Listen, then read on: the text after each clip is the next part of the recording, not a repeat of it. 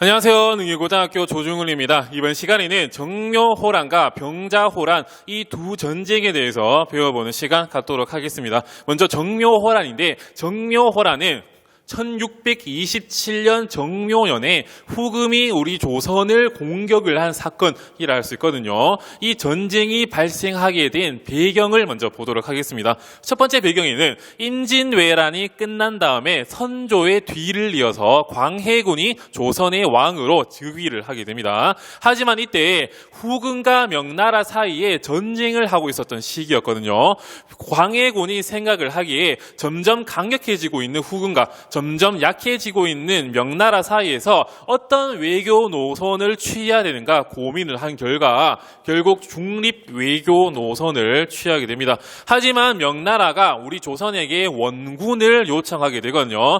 이봐 조선, 너희 임진왜란 때 우리 명나라가 너희에게 원군을 파병해 줬듯이 이번 전쟁에서 조선이 우리 명나라에게 원군을 파병해 달라 이런 요청을 하게 되자 결국은 어쩔 수 없이 명나라에게 원군을 파병을 하게 됩니다. 이때 강홍립이라고 하는 인물을 도원수로 임명을 하게 되는데 강홍립이 출전하기 전에 광해군이 몰래 밀명을 내리게 되거든요. 이봐 강홍립, 너 전쟁에 나가서 적극적으로 싸우지 마라. 그리고 만약에 상황이 좋지 않을 때는 적절하게 대처를 해라. 이런 밀명을 내리고 결국은 사르후 전투에서 강홍립이 후금에게 투항을 해버리는 사건이 발생하게 됩니다. 이런 광해군의 중립 외교 노선 그리고 북인 중심의 정치 체제에 불만을 품은 서인 세력들이 결국은 광해군을 몰아내고 인조를 왕으로 세우는 인조 반정이 1623년에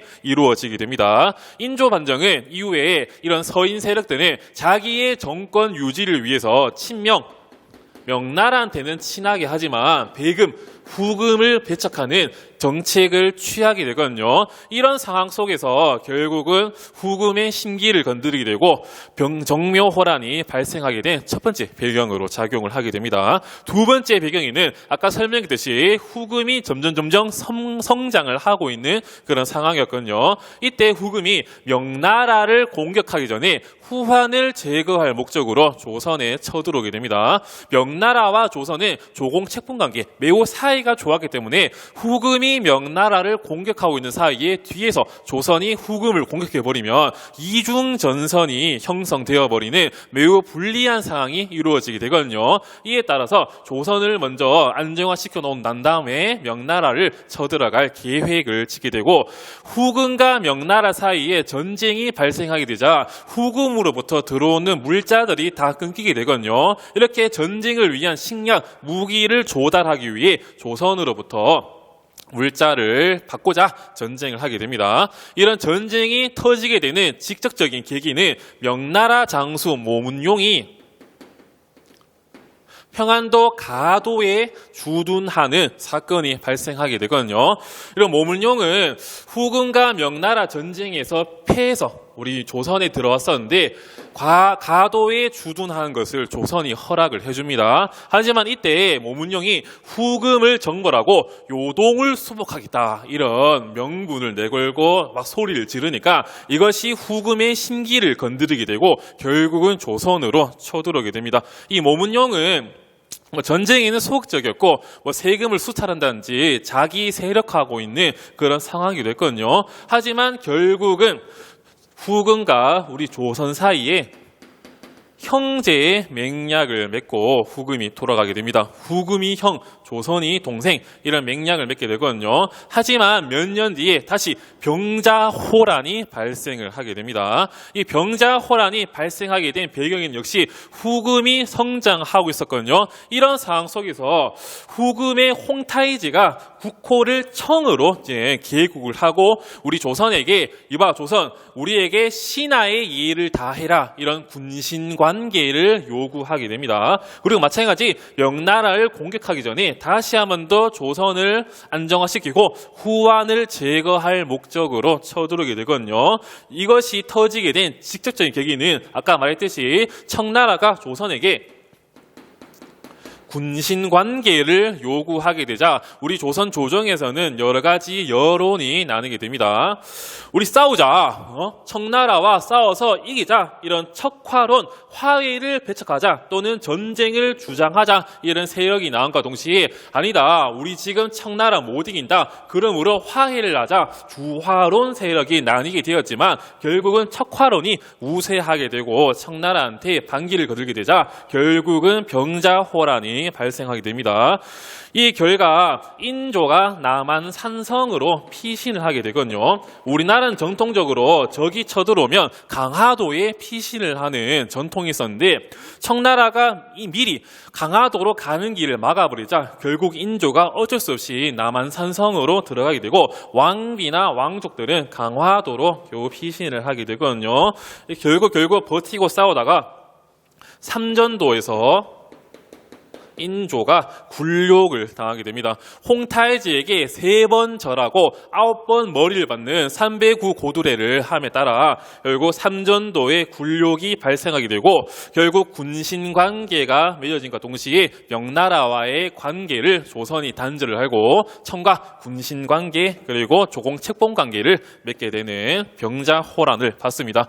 이 다음에는 이런 전쟁들의 영향을 보도록 할게요. 먼저 조선의 상황인데 인조의 뒤를 이어서 복림대군 효종이 조선의 왕으로 즉위를 하게 됩니다. 이때 명에 대한 복수를 하고 청나라에 굴복한 이런 수치를 씻자, 북쪽을 정벌하자는 북벌론이 대두하게 되지만 실천하지는 못하는 그런 상황이 보이게 되고 청나라와 조공책봉관계를 맺었기 때문에 청나라의 행사가 있을 때마다 사절단인 연행사를 파견하게 되거든요. 당시 베이징을 청나라가 연경이라 불렀기 때문에 연경에 가는 사절단 이런 것들을 파견하게 됩니다. 좀 비교하자면 명나라에 가는 사절단은 조천사라고 불렀거든요. 천조, 천자의 국가에 가는 사절단이다. 좀 명칭에서 조금 의미의 차이가 보이기도 합니다. 연행사에 갔던 많은 사람들, 특히 박지원이 청나라의 발전된 상황을 보고 우리 청나라를 배우자, 이런 의미의 북학론이 대두되게 되고 결국은 실학이 발전되는 그런 계기가 마련되기도 합니다. 그리고 소현세자와 복림대군이 청나라의 볼모로 끌려갔었는데 소현세자가 독일 선교사 아담 샬과 교류를 하고 많은 선진 문물을 배워오는 그런 모습도 보이기도 하고요. 명나라가 멸망했다. 그러므로 명나라가 중화였는데 중화의 중심이 우리 조선으로 넘어왔다고 하는 조선 중화주의가 등장하기도 합니다. 이에 따라 만동묘에 제사를 지내기도 하거든요. 만동묘란 만력제, 즉 임진왜란 때 조선의 원군을 파병해준 황제의 이름이었는데 만력제에게 제사를 지냄으로써 우리 조선이 명나라가 멸망하고 난 다음에 중화의 후계자다, 이런 의미를 내세우기도 합니다. 이런 조선의 상황을 봤다면 다음은 중국의 상황을 볼게요. 중국은 이자성의 난에 의해서 결국 1644년에 명나라가 멸망을 하게 됩니다.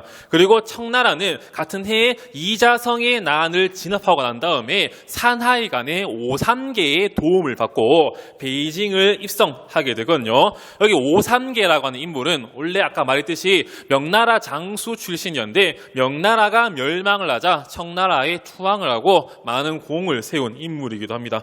이렇게 전란을 끝낸 다음에 강희제 때 결국 대만에 밑에 3번의 난을 진압을 하고 대만의 정성공 세력을 진압함으로써 중국에 대한 지배권을 더욱더 확고히 하게 되거든요. 이 3번의 난에 대해 설명을 해드리면 아까 오삼계가 청나라를 도왔다 되어 있었거든요. 이때 청나라를 도운 3명의 명나라 장수들이 있었는데 오삼계, 상가이, 경계부 이런 사람들을 번왕으로 임명을 해서 강남 지방쯤에 남쪽의 번왕으로 임명을 하게 되거든요. 하지만 강희제 때 삭번 정책, 번왕들을 제거하려고 하는 정책을 일으키게 되자 오상계와 나머지 두 장수들의 아들들이 난을 일으키게 되는데 강희제 때 3번의 난이 평정하게 되고 이 정성공이라고 하는 인물은 남명정권 즉 명나라를 다시 세우기 위한 그런 세력들이었는데